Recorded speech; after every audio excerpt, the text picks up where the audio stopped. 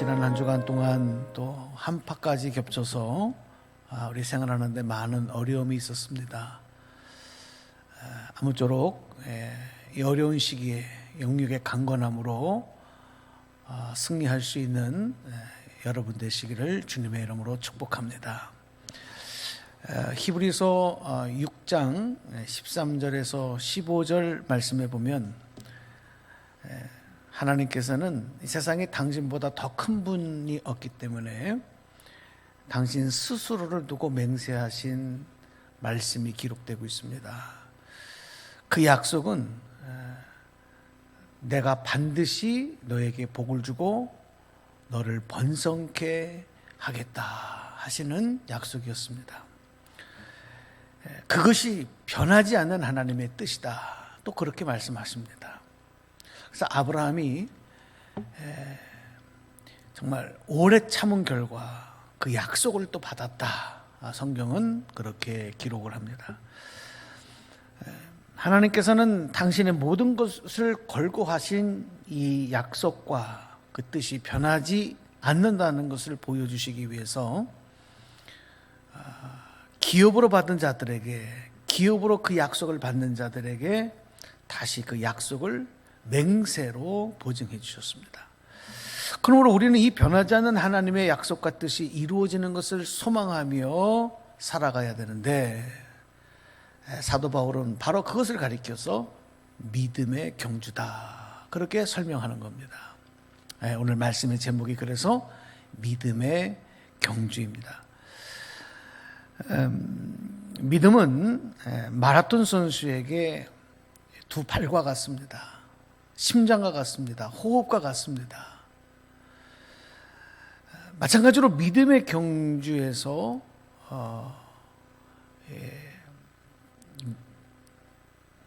믿음이 없으면 이 경주를 할 수가 없는 거예요. 히브리서 11장 2절에 보면 하나님의 약속을 소망하며 믿음의 경주에 없어서는 안 될 꼭 필요한 이 믿음에 대해서 이렇게 설명을 하고 있습니다. 히브리서 11장 1절 2절 말씀입니다. 말씀 보시겠습니다. 믿음은 바라는 것들의 실상이요 보이지 않는 것들의 증거니 선진들이 이로써 증거를 얻었느니라. 아멘. 믿음이라고 하는 것은 지금 내가 바라고 있는 것들이 실제로 이루어질 것을 믿고 기도하는 거예요. 지금은 내 눈앞에 확실히 보이진 않지만 그것이 확실한 증거로 보일 것을 믿고 기도하는 것, 그게 기도입니다. 믿음입니다. 믿음은 우리 마음에서 시작이 되죠. 우리는 그렇게 생각해요. 믿음이 내 마음에서부터 시작된다. 그런데 하나님은 그렇게 우리 마음에서 시작된 믿음을, 그 믿는 것을 우리 삶에서 눈으로 볼 수 있도록 역사하시는 분, 그리고 그렇게 이루시는 분이 바로 우리 하나님이시라는 사실, 우리가 그것을 믿고 고백해야 합니다.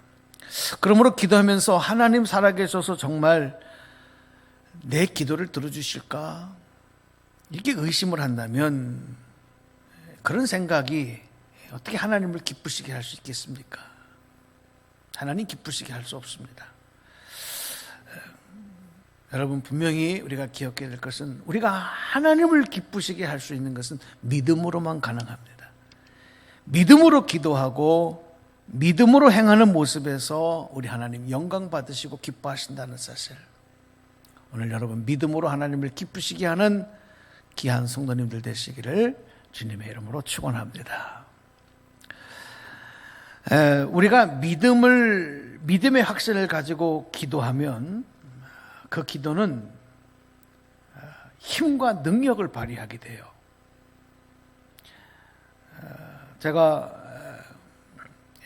군 생활을 포병으로 했는데 155mm 견인포, 아주 큰 포였습니다. 그 포를 쏠 때를 보면 먼저 이제 화약을 장전을 하고 그 다음에 대포를 포탄을 장전을 하고 그 다음에 이제 화약을 담은 그 장약이라고 부르는데 그것을 넣습니다. 그리고 발포하는 것입니다. 만약에 포탄을 넣지 아니하고 이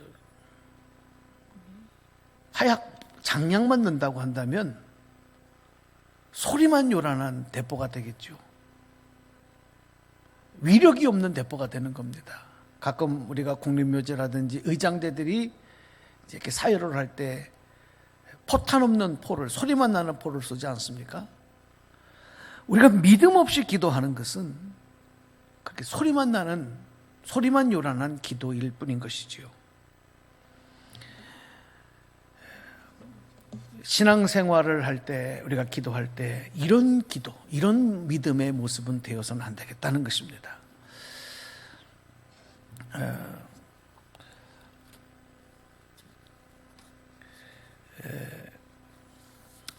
구약 성경의 이 사무엘서 말씀을 보면 한나, 기도의 어머니 한나가 나오는데, 이제 한나가 아기를 임신하지 못했을 때 하나님의 성전에 나가서 기도하지 않습니까?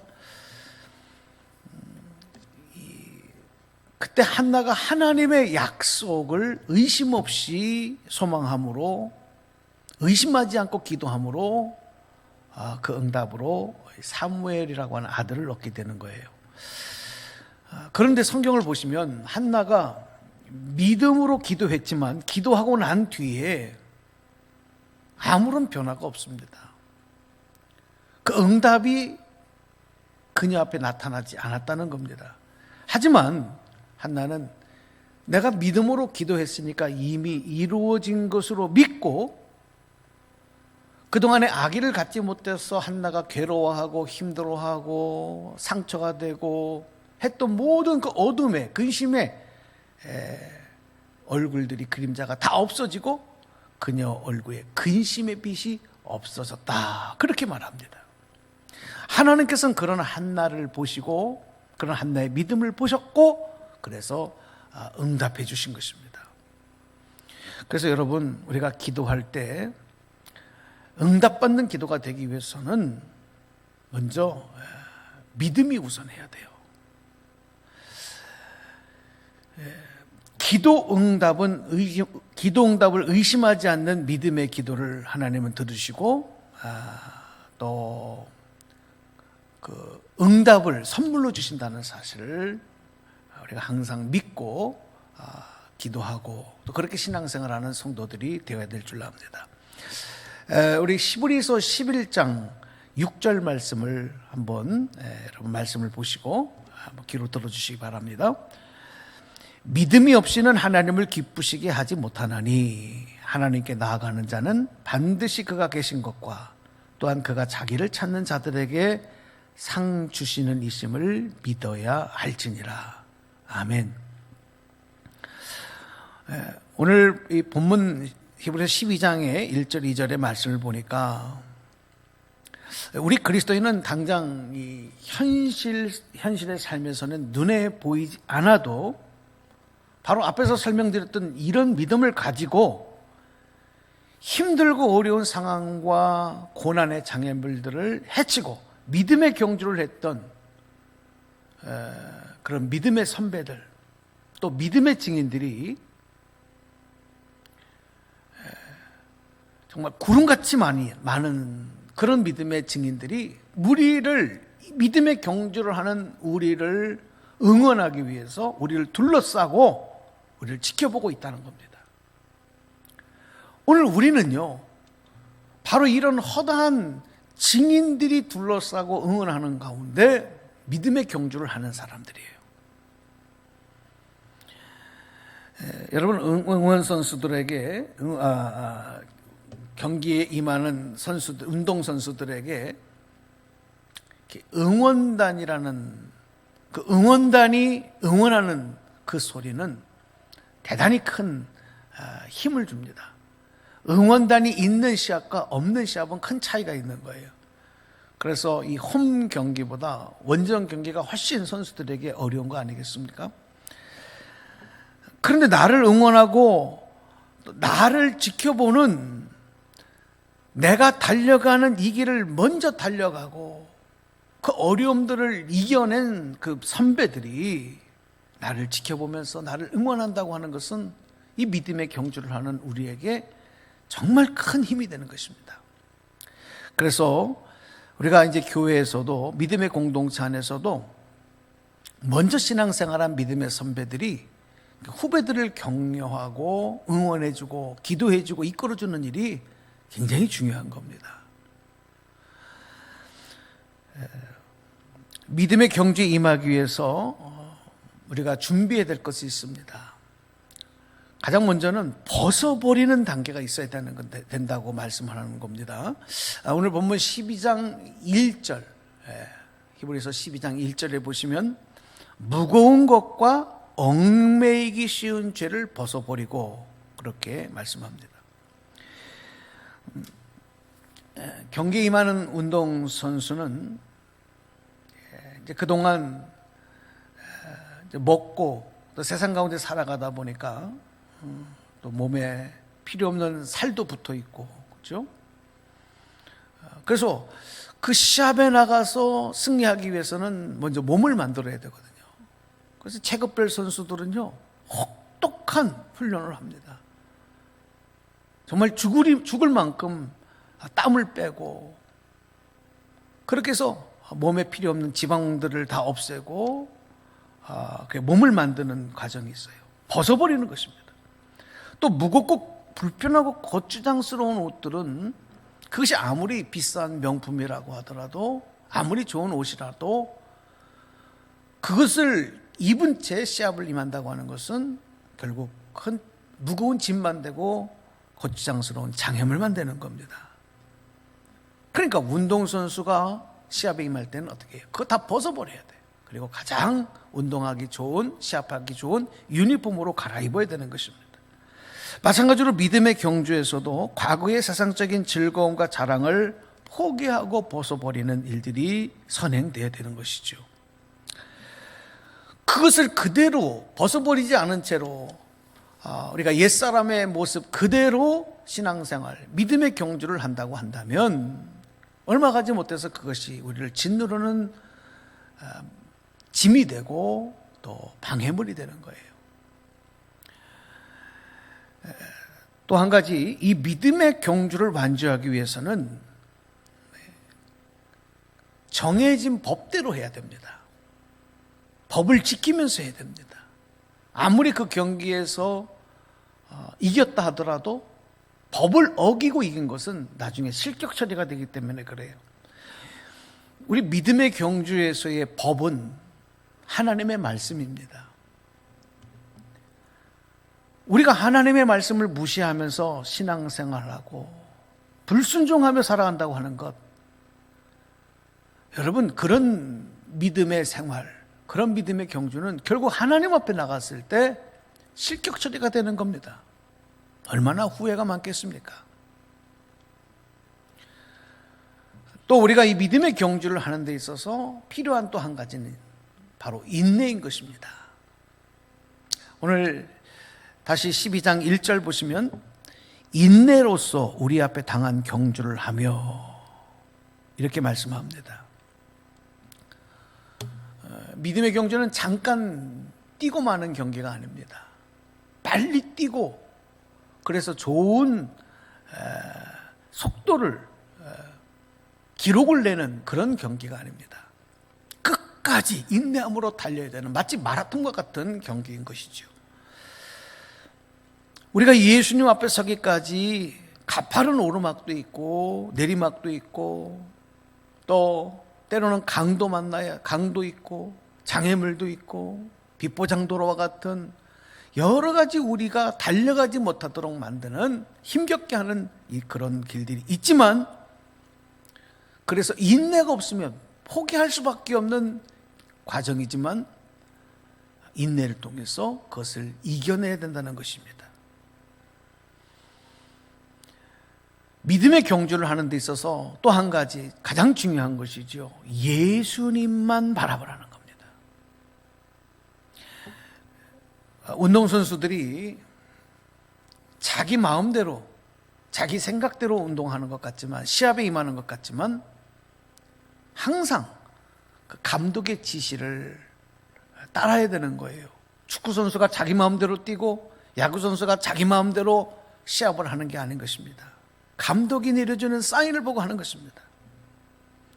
감독이 펼치는 전략과 지시에 순종하며 해야 되는 것입니다. 마찬가지로 믿음의 경주는 예수님을 바라보고 예수님 말씀대로 해야 승리할 수 있고 그것이 온전한 승리가 되고, 그래서 예수님을 가리켜서 믿음의 주요 온전하게 하시는 분이다, 그렇게 말씀을 한 것입니다. 이 말씀은 나에게 믿음을 주신 믿음의 주인도, 그리고 그 믿음을 완성하시는 분도 예수님이라는 뜻이죠. 이 운동선수에게 스승과 지도자가 얼마나 중요한지 모릅니다. 아무리 좋은 재능을 가지고 났고 아무리 신체적인 조건을 잘 갖춘 선수라 할지라도 좋은 스승, 좋은 지도자를 만나지 못하면 대성할 수가 없습니다. 축구 얘기를 좀 해보면, 우리나라에 아주 큰 축구 역사의 족적을 남겼던 선수 중에 한 명이 박지성 선수 아니겠습니까? 제가 이제 이 기록을 좀 보니까 이 선수가 지금은 참 훌륭한 선수로 이제 은퇴했지만 2002년 월드컵이 있기 전까지는 무명 선수였다고 합니다. 별로 주목받지 못하는 선수였고, 그래서 그가 수원 공고를 다닐 때 고려대학을 진학하고 싶었지만 거기에도 이제 들어가지 못하고 이제 명지대학교 가서 축구를 했다고 합니다.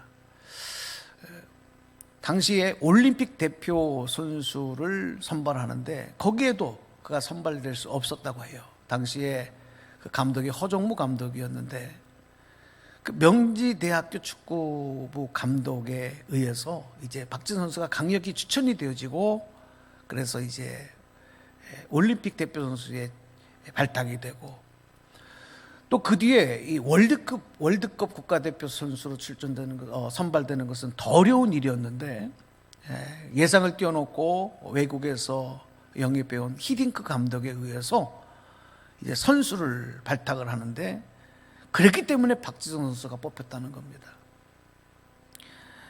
그가 아무리 좋은 실력을 가지고 준비했다 하더라도, 또 노력했다 하더라도 이렇게 지도자를 잘 만나지 못하면 대성할 수가 없었던 것입니다.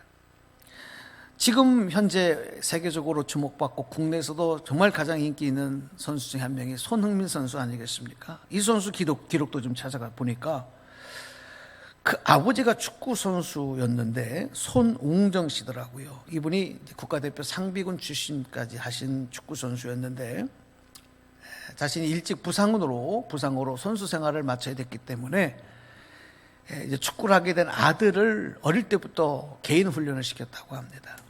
그런데 그 훈련 과정을 보니까 다른 선수들이 훈련한 방식과는 정말 다른 혹독한 방법, 그 독특한 방법으로 훈련을 시켰다는 것이죠. 다른 선수들은 볼을 차고 골 넣는 연습을 하고 전술 연습을 할 때, 이 선수는 계속해서 수년 동안 공을 이렇게 띄워서 떨어뜨리지 않는 리프팅 훈련만 시켰다는 겁니다. 벌칙으로도 공을 차서 떨어뜨리지 않고 운동장을 3-4바퀴 도는 것이 벌칙이었다는 것입니다. 이런 기초훈련, 축구선수가 공을 자유자재로 다루지 아니하면 훌륭한 선수가 될 수 없다는 그런 지론을 가지고 이끌어진 아버지의 그 탁월한 인도, 지도가 오늘날에 정말 세계적인 훌륭한 큰 선수를 만들어내는 길이었다는 것입니다. 운동선수뿐만이 아닙니다. 믿음 생활도요, 나 혼자 독학해서 독불장군식의 신앙생활은 어렵습니다. 승리할 수가 없습니다. 그래서 우리가 신앙생활, 믿음의 경주를 위해서도 좋은 선배, 믿음의 선배를 만나야 됩니다. 좋은 목회자를 만나야 됩니다. 좋은 교회를 만나야 됩니다. 그리고 그 지도와 훈련을 받고 신앙생활을 해야 되는 겁니다. 그리고 믿음의 주인이시며 나를 온전하게 하시는 예수님만 바라보고 그 인도함을 받아야 믿음의 승리의 주인공이 될 수 있습니다. 우리가 예수님만 바라봐야 되는 또 한 가지 이유는 뭐냐면, 예수님은 이 땅에 계실 때에 그 앞에 있는 기쁨을 위해서 십자가의 부끄러움을 참으신 분이고, 지금은 영광스러운 하나님의 보좌 우편에 앉아 계신 분이기 때문입니다. 그 말씀을 오늘 본문 2절에서 이렇게 기록을 하고 있습니다.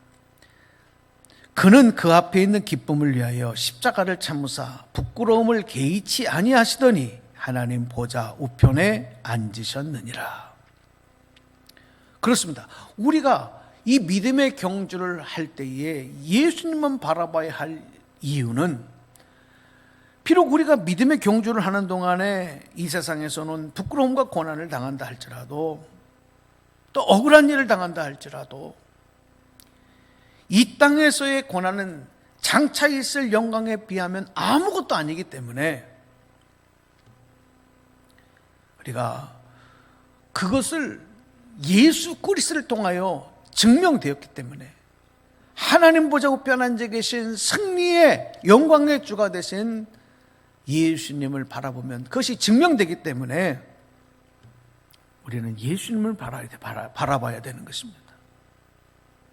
여러분, 믿음의 경주를 할 때 반드시 고난이 동반됩니다. 예수님께서도 고난당하셨지만, 그러나 그 고난 때문에 예수님 멈추지 않았습니다. 구원의 대역사를 멈추지 않으셨습니다. 마찬가지로 우리가 믿음의 경주를 다 마치고 나면 어떤 어려움과 장애물을 이겨내고 이 경기를 마치고 날 때 우리는 영광의 자리, 승리의 자리에 있게 될 것입니다. 그러므로 믿음의 경주를 계속해야 되는 것입니다. 예수님만 바라보고 예수님에게 시선을 뺏기지 아니하고, 예수님의 다른 것에 시선을 뺏기지 아니하고 이 믿음의 경주를 정진해야 되는 것입니다. 만약 우리가 예수님이 아닌 다른 것으로부터 시선을 뺏기기 시작하면 어떻게 됩니까? 이미 그 경주는 실패의 길로 들어서는 것입니다. 베드로가 풍랑이는 바다에서 예수님이 물 위로 걸어오시는 것을 보았습니다. 그리고 베드로가 믿음을 가지고 배에서 뛰어내립니다.